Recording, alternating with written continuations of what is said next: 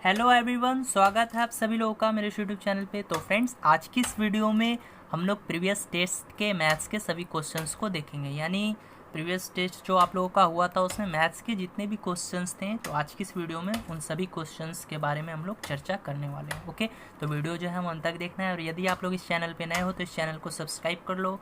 यहाँ पर आपको हमेशा एजुकेशनल वीडियोज़ देखने को मिलता रहता है। ओके, तो चलिए स्टार्ट करते हैं। पहला क्वेश्चन है, दो संख्याएं तीसरी संख्या से क्रमशः 30% तथा 37% कम है, तो दूसरी संख्या प्रथम संख्या से कितना प्रतिशत कम है। देखो बहुत सिंपल क्वेश्चन है।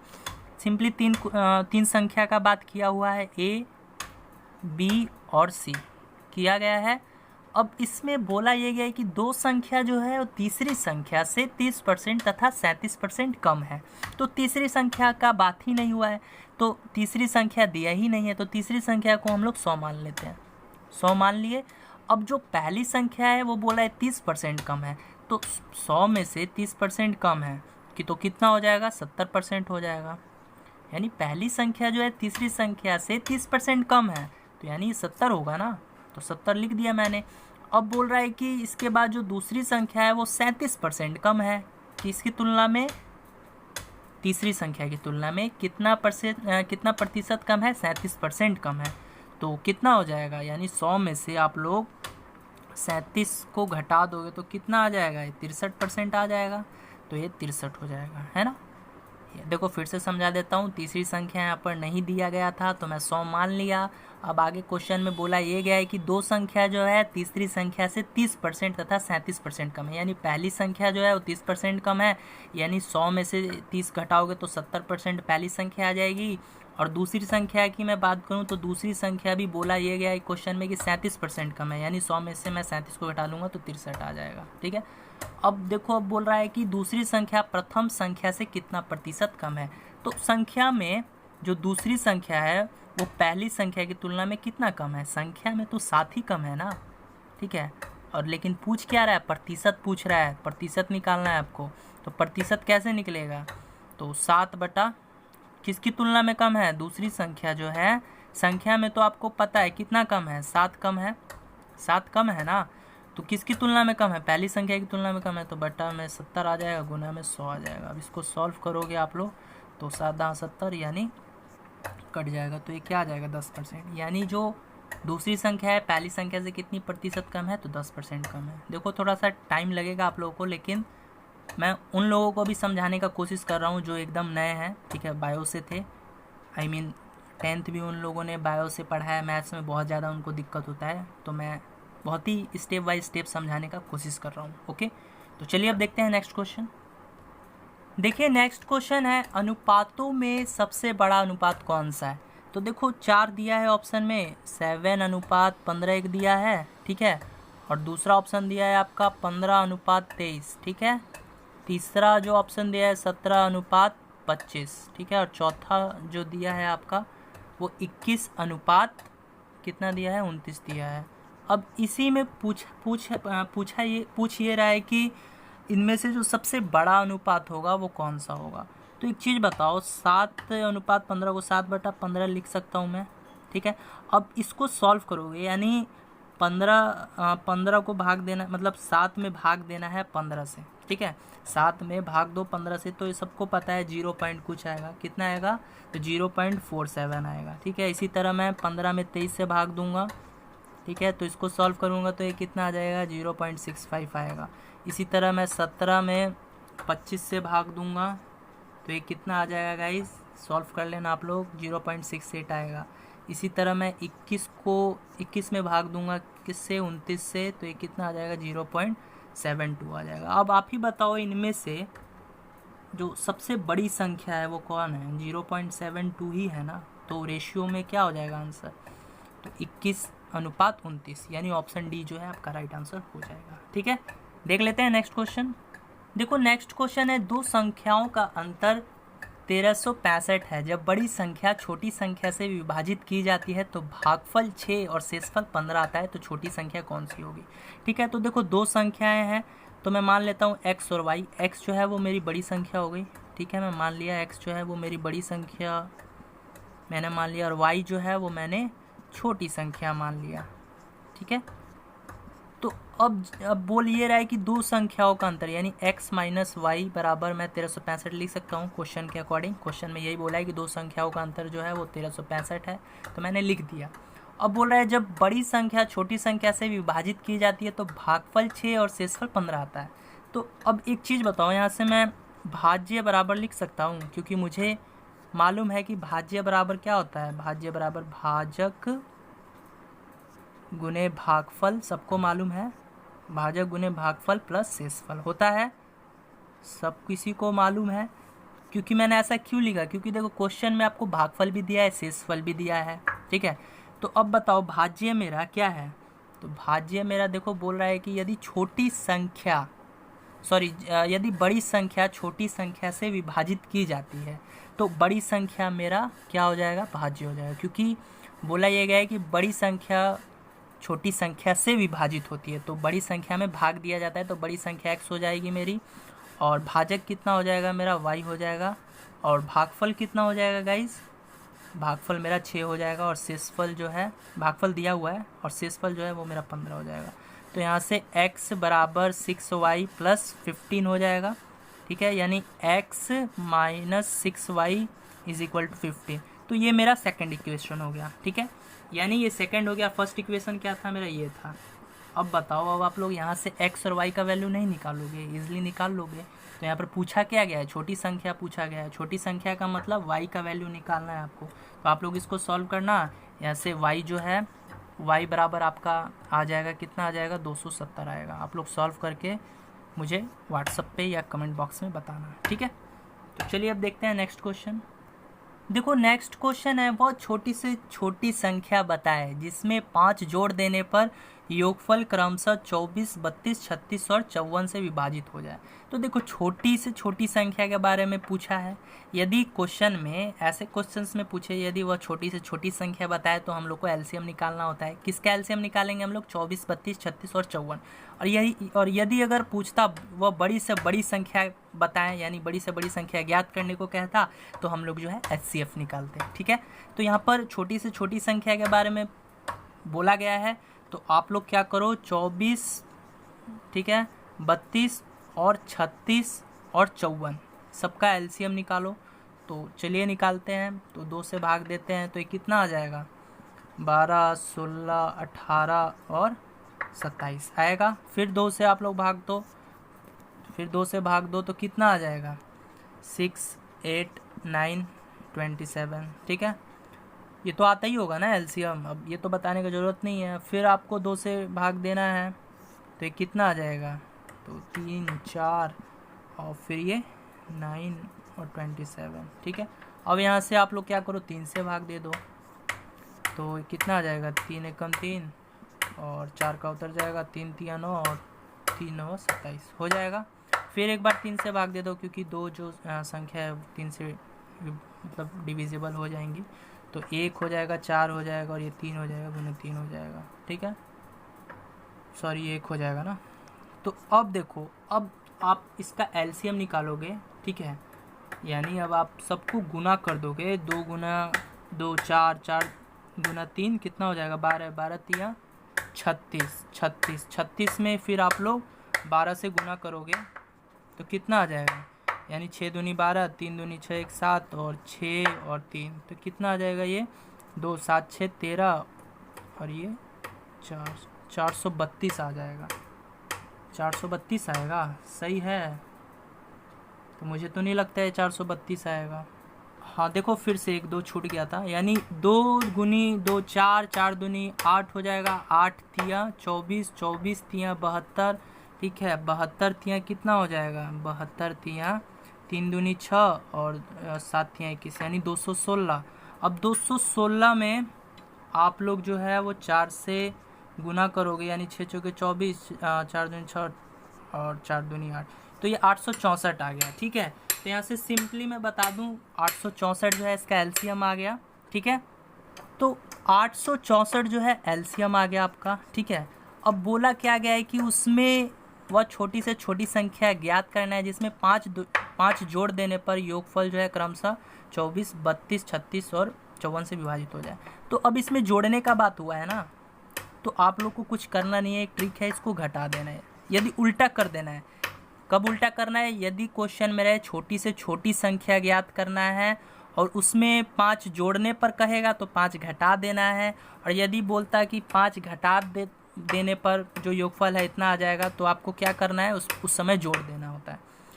फिर से समझो, यदि क्वेश्चन में बोलता कि 5 घटा देने पर योगफल जो है आपका 24, 32, 36 और 54 से विभाजित हो जाता, तब आप उसको ऐड कर देते। ठीक है, उल्टा कर देना है जस्ट। ठीक है, और कब उल्टा करना है, जब छोटी से छोटी संख्या पूछे तो आपको जो है, यदि इसमें जोड़ने को कहेगा तो आपको घटा देना है, और यदि इसमें आपको घटाने को कहेगा तो जोड़ देना है। ठीक है, तो अब घटाओगे तो कितना आ जाएगा, तो 859 जो है आपका आंसर हो जाएगा।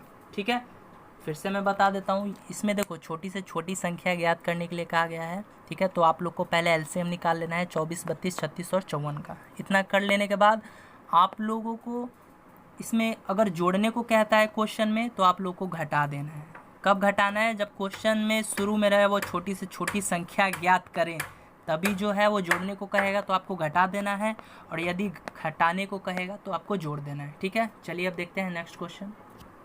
देखिए नेक्स्ट क्वेश्चन है, एक साइकिल सवार 100 मीटर अर्धव्यास वाले एक गोलाकार रास्ते का एक चक्कर 2 मिनट में पूरा करता है, तो साइकिल सवार का अनुमानित गति क्या है, यानी साइकिल सवार का गति पूछा गया है। तो एक चीज़ बताओ, 2 मिनट में तय की गई दूरी कितनी होगी, यानी 2 मिनट में तय की गई दूरी, 2 मिनट में तय की गई दूरी जो है वो किसके बराबर होगी, तो वो 2πr के बराबर होगी। कैसे होगी, अब देखो करता क्या है, साइकिल सवार है, 100 मीटर अर्धव्यास एक वाले गोलाकार रास्ते का एक चक्कर लगाता है, यानी गोलाकार वाला रास्ता है उसी में बंदा वो क्या करता है, चक्कर लगाता है। तो कहीं ना कहीं वृत्त का परिधि हुआ ना, वृत्त का परिधि के बारे में बात किया गया है। तो 2 मिनट में उसने कितनी दूरी तय की गई होगी, तो 2πr। तो वृत्त का परिधि क्या होता है, 2πr होता है, सबको मालूम है। ठीक है, तो अब यहाँ से एक चीज़ बताओ, इतना तो आप लोग को मालूम हो ही गया, तो अब एक चीज़ बताओ मुझे, यहाँ से 2πr मैं लिख सकता हूँ। ठीक है, मैंने लिख दिया, और सबको मालूम है 2 लिख देंगे, और पाई का वैल्यू सबको मालूम है 22/7 होता है, और आर मेरा कितना दिया हुआ है, यानी देखो अर्धव्यास दिया हुआ है ना, कितना 100 मीटर दिया हुआ है, तो सॉल्व कर देंगे हम लोग।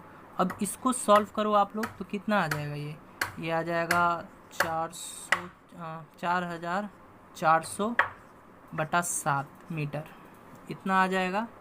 ठीक है, तो ये मेरा क्या निकल के आ गया, ये मेरा आ गया 2 मिनट में तय की गई दूरी जो है इतनी है, कितनी है, 4400/7 मीटर है। तो ये दूरी निकल के आ गया, और समय कितना लगा, 2 मिनट लगा। तो अब यहाँ से एक चीज़ बताओ, मेरा चाल नहीं निकल जाएगा, ऑफकोर्स निकल जाएगा। तो चाल बराबर क्या होता है, दूरी बटा समय। दूरी कितना हुआ है, 4400/7 दिया है, और मेरा समय कितना है, 2 मिनट लेता है, क्वेश्चन में दिया हुआ है, तो बटा 2 कर देंगे।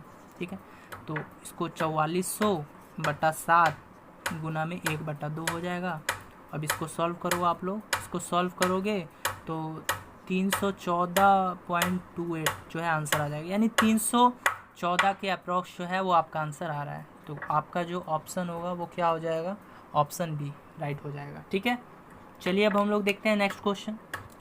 देखो नेक्स्ट क्वेश्चन है, एक जमींदार अपने आयतकार जमीन की लंबाई और चौड़ाई को क्रमशः 10% एवं 20% बढ़ाता है, तो उस जमीन की लागत में आय परिवर्तन का प्रतिशत क्या होगा। तो देखो ये सिंपल सा एक फॉर्मूला पे बन जाएगा, मैं कितनी बार बता चुका हूँ, इसका फॉर्मूला होता है a + b + a × b/100। ठीक है, इसी पर बना देना है।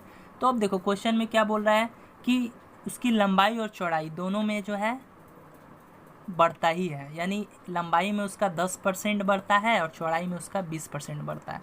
तो बढ़ता है का बात हुआ है, तो यहाँ पर पॉजिटिव ही होगा, तो प्लस 10% हो जाएगा। ठीक है, और प्लस यानी ए जो है उसका लंबाई है, तो लंबाई में कितने प्रतिशत की वृद्धि होती है, 10% की, तो ए जो है +10 हो जाएगा। यही रहता कि लंबाई में 10% की मतलब लंबाई जो है 10% घटता है तो क्या हो जाता है, -10 हो जाता है। ठीक है, तो यहाँ पर प्लस बोला है, यानी लंबाई जो है बढ़ता है तो प्लस में होगा, और यदि बोलता है कि लंबाई में या चौड़ाई में मतलब घटता है तो उस समय क्या होता है, माइनस होता है। तो यहाँ पर प्लस होगा, तो ये जो है मेरा 10 हो जाएगा। चौड़ाई क्या हो जाएगा, चौड़ाई भी बोल रहा है 20% बढ़ता है, तो ये भी प्लस में 20 होगा। तो प्लस है तो लिखने का कोई ज़रूरत नहीं है, प्लस लिखने का कोई भी ज़रूरत नहीं है, क्योंकि सबको पता है यहाँ पर साइन जो है प्लस ऑटोमेटिक दिया रहता है, ठीक है। तो यहाँ पर 10 + 20 हो जाएगा, फिर प्लस 10 × 20/100। देखो मैं आपको समझाने का कोशिश कर रहा हूँ हर सवाल में, इसीलिए जो है टाइम थोड़ा ज़्यादा लग जा रहा है। मैं चाहता हूँ कि आप सभी लोग जो है इस क्वेश्चंस को समझ जाओ, ताकि आगे चलकर आपको ऐसा क्वेश्चंस अगर मिले तो आपको दिक्कत ना हो, ठीक है। तो अब यहाँ से 2 जीरो से 2 जीरो कैंसिल हो जाएगा, तो ये कितना आ जाएगा, 10 में 20 जोड़ोगे तो 30 हो जाएगा, प्लस ये कितना हो जाएगा, तो ये हो जाएगा 2। तो कितना आ गया आपका आंसर, 32% आ गया। यानी ऑप्शन डी जो है वो आपका राइट आंसर हो जाएगा। देखो कितना सिंपल क्वेश्चन है, ठीक है। अगर मुझे बनाना होता तो 1 सेकंड भी नहीं लगता, वो तो आपको मैं समझाया इसलिए इतना टाइम लगा, ठीक है। यदि इसमें अगर बोले कि बढ़ता है तो प्लस होगा, अगर यहीं पे अगर बोल दे क्वेश्चन में कि उसकी लंबाई में 10% की, मतलब उसका लंबाई जो है 10% घटता है, चौड़ाई घटता है, तो माइनस हो जाएगा, ठीक है। चलिए अब हम लोग देख लेते हैं नेक्स्ट क्वेश्चन। देखिए नेक्स्ट क्वेश्चन है, बहुत ही अच्छा क्वेश्चन है, ठीक है। इसी क्वेश्चंस को मैं आप लोग को बोला था कि आप लोग बनाकर इसको मुझे सेंड कीजिए, मुझे बहुत अच्छा क्वेश्चन लगा ये, और ऐसे ही क्वेश्चन जो है आपके एग्ज़ाम में पूछे भी जाते हैं, ठीक है। तो क्वेश्चन देख लेते हैं। राम अपनी मासिक आय का 20% अपनी घरेलू ज़रूरतों पर और शेष आय का 15% किताबों पर, फिर शेष आय का 30% कपड़ों पर खर्च करता है, ठीक है। फिर से मैं रिपीट कर रहा हूँ, राम जो है अपनी मासिक आय का 20% अपनी घरेलू ज़रूरतों पर, ठीक है, और शेष आय का 15% किताबों पर, फिर शेष आय का 30% कपड़ों पर खर्च करता है, एवं बाकी रुपयों का संचय करता है, यानी बचाता है, ठीक है। संचय का मतलब बचाता है। पूरी गणना करने पर उसे मालूम हुआ कि उसने 9,520 रुपये का संचय किया, तो उसकी मासिक आय क्या होगी, यही ज्ञात करना है। तो सबसे पहले ऐसे क्वेश्चंस में आपको क्या करना है, मासिक आय निकालना है। तो मासिक आय तो आपको पता नहीं है, तो मासिक आय जो है उसको आप लोग क्या मान लो, 100x मान लो, 100 × x, 100 × x मान लिया। अब करता क्या है, वो अपनी मासिक आय का 20% अपनी घरेलू ज़रूरतों पर खर्च कर देता है। तो भाई मैं मान लेता हूँ घरेलू ज़रूरतों पर उसने खर्च किया, कितना किया, तो अपनी मासिक आय का 20% खर्चा किया, यानी उसकी मासिक आय कितनी थी, 100x थी, गुना 20% खर्चा कर दिया। तो अब उसके पास घरेलू ज़रूरतों पर उसने 20% खर्चा कर दिया, तो 20x हो जाएगा, 20 × x हो जाएगा, ठीक है। दिख रहा है ना आप सभी को। तो देखो मासिक आय जो थी वो 100x थी, घरेलू ज़रूरतों पर उसने 20x खर्च कर दिया, 100x में 20x उसने खर्च कर दिया, तो अब बचा कितना उसके पास, 80x बचा होगा। तो अब क्या करता है, वो किताबों पर खर्च करता है, ठीक है, यानी किताबों पर खर्च करता है। कितना करता है देख लेते हैं, किताबों पे खर्च कितना किया उसने। तो क्वेश्चन में बोला है कि किताबों पर फिर शेष आय का 30%, तो शेष कितना था, यानी 100x में से 20x तो खर्चा कर ही दिया, तो शेष 80x था उसके पास। तो 80x गुना कितना करता है, शेष आय का 30%, नहीं सॉरी 15%, ठीक है। देखो दिया है क्वेश्चन में, शेष आय का 15% किताबों पर खर्च करता है, ठीक है। यानी 100x उसका मासिक आय था, 20x उसने घरेलू ज़रूरतों पर खर्चा कर दिया, तो बचा कितना, शेष 80x बचा। अब उस शेष आय का जो है 15% किताबों पर खर्च कर देता है, तो गुने 15/100 हो जाएगा। अब इसको सॉल्व करोगे आप लोग तो कितना आ जाएगा, सॉल्व करो तो ये 12x आ जाएगा, ठीक है। यानी देखो 100x उसका मासिक वेतन था, ठीक है, घरेलू ज़रूरतों पर उसने 20x खर्चा कर दिया, और किताबों पर उसने 12x खर्चा कर दिया, ठीक है। तो कितना खर्चा कर दिया, यहाँ से टोटल अगर मैं बात करूँ तो 32 जो है रुपये उसने खर्चा कर दिया, ठीक है। पहले आगे पढ़ लेते हैं, क्वेश्चन में आगे क्या बोला है। फिर बोला है कि किताबों पर फिर शेष आय का 30% जो है कपड़ा पर खर्च करता है, ठीक है। तो कपड़ा पर खर्च करता है, कितना करता है अब ये देख लेते हैं। तो कपड़ा पर उसने खर्चा कितना किया शेष आय का। तो अब देखो 100x तो उसका मासिक वेतन था, शुरू से आपको बोलता आ रहा हूँ मैं। तो घरेलू चीज़ों पर वो जो 20x खर्चा कर देता है, किताबों पर भी वो 12x खर्चा कर देता है। यानी 100x में से, ठीक है मैं बता देता हूँ, उसने 20x तो किस पे खर्चा कर दिया, घरेलू ज़रूरतों पर खर्चा कर दिया, और 12x जो है किताबों पर खर्चा कर दिया। तो 32x जो है उसने खर्चा कर दिया है, कितने में से, 100x में से। ओके, तो अब शेष कितना बचा उसके पास, तो इसमें से घटा लो। यानी 100 में से अगर मैं 32 को घटा लूँगा तो कितना आ जाएगा ये बताओ। तो 100 में से अगर 32 को मैं घटा लेता हूँ, 100x में से मैं 32x को घटा लेता हूँ, तो मेरा 68 आ जाएगा। ठीक है, यानी शेष जो है वो 68x हो गया। आप यानी कपड़ा पर वो क्या करता है, शेष आय कितना आया था, 68x। तो शेष आय का वो क्या करता है, 30% जो है खर्चा कर देता है। फिर वो शेष आय का 30% कपड़ों पर खर्च कर देता है। तो शेष आय जो कितना आया था मेरा, 68x आया था, और इसमें कितना का खर्चा कर देता है जी, 30% का। तो अब इसको सॉल्व करो तो कितना आ जाएगा ये, तो ये आ जाएगा, आप सॉल्व करोगे 20.4 आ जाएगा। ठीक है, तो यहाँ से देखो एक चीज़ जान लो आप लोग कि मासिक आय उसका 100x था, घरेलू ज़रूरतों पर उसने कितना खर्च किया था जी, तो उसने 20x खर्चा किया था, और किताबों पर कितना किया था उसने, तो 12x किया था, और कपड़ा पर कितना खर्च किया था, तो इतना किया था 20x, 20.4x। ठीक है, तो अब बताओ, अब मैं तीनों को जोड़ देता हूँ, तो इतना ही ना खर्च किया था उसने, और मासिक आय कितना था, 100x था। तो अब तीनों को जोड़ोगे आप लोग तो कितना आ जाएगा, तो ये आ जाएगा 52.4 इंटू एक्स। ठीक है, यानी तीनों पर इसने इतना रुपया खर्चा कर दिया, और उसकी मासिक आय कितना थी, 100x थी। तो अब बताओ, मैं इसमें घटा दूंगा तो वही तो इसका बचत होगा ना। तो अब इसको घटाओगे तो इसका बचत जो है 47.6x हो जाएगा। ठीक है, और ये किसके बराबर हो जाएगा, ये 9520 रुपये के बराबर हो जाएगा। क्वेश्चन में बोला है कि ये इतना रुपया बचत करता है, कितना, 9520, और x रुपया में कितना का बचत किया, तो 47.6x। तो यहाँ से x का वैल्यू नहीं आ जाएगा, x का वैल्यू 200 आ जाएगा। अब x का वैल्यू 200 आ गया तो सबको पता है कि अब उसका मासिक आय कितना माने थे हम लोग, 100x माने थे। तो अब इसमें x का वैल्यू पुट कर देना है, यानी 100 गुने x का वैल्यू पुट करोगे 200, तो कितना आ जाएगा, 20,000 नहीं आ जाएगा। बहुत ही सिंपल क्वेश्चन है, अगर जिनको समझ में नहीं आया हो तो फिर से वीडियो रिपीट करके देख सकते हो। ओके, तो इस वीडियो में इतना ही, अब मिलेंगे नेक्स्ट वीडियो में।